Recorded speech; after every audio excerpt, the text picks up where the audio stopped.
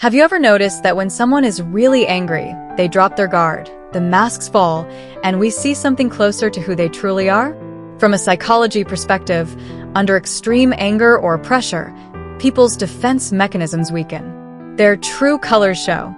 So today, let's talk about how the way someone behaves when angry reveals their core personality and how you or they can respond more healthily.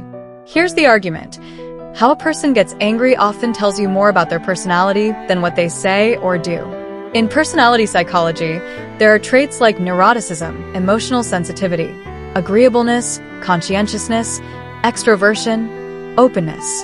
The way someone expresses anger connects deeply with these traits. For example, a person low in emotional stability, high neuroticism, is more likely to have emotional outbursts.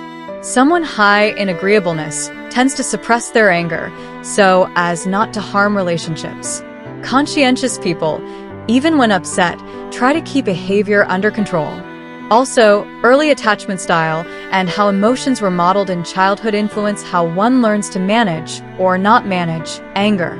If someone, when angry, immediately raises their voice, starts yelling or blaming, they might have a weak emotion regulation system or have learned that dominance or loudness is the way to be heard.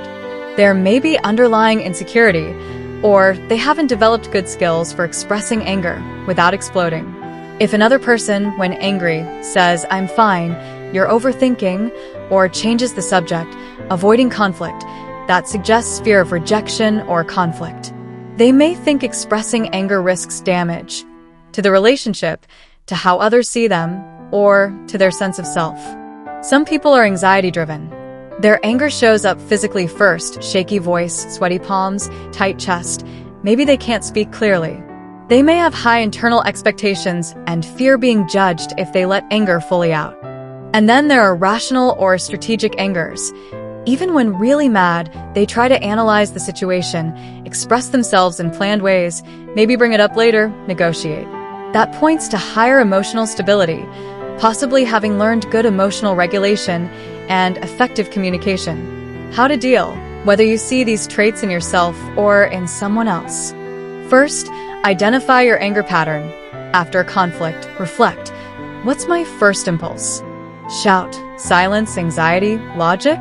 What body cues happen? Journaling these patterns makes you more self-aware. Second, practice expressing emotions in I statements. I feel because, rather than you always, which tends to be accusatory. For example, I feel ignored when I'm interrupted versus you never listen to me. Thrid, pause, and cool off. When anger starts to rise physiologically, fast heart rate, shallow breathing, step back. Take a breath, take a walk, get water. Physical calming helps mental control. Fourth, understand the background. Recognizing that someone's habitual anger style might come from childhood attachment experiences, early models of conflict, or past hurts doesn't excuse destructive behavior, but it gives a path to empathy and change. Finally, learn emotion regulation tools. Techniques such as mindfulness, cognitive reframing, emotional awareness practice can help. Knowing what triggers you, recognizing the cascade of thoughts that lead from trigger to anger to reaction, and inserting a mindful moment in between can shift outcomes. In short, watching how someone acts when they're mad is like looking through a window into their inner world.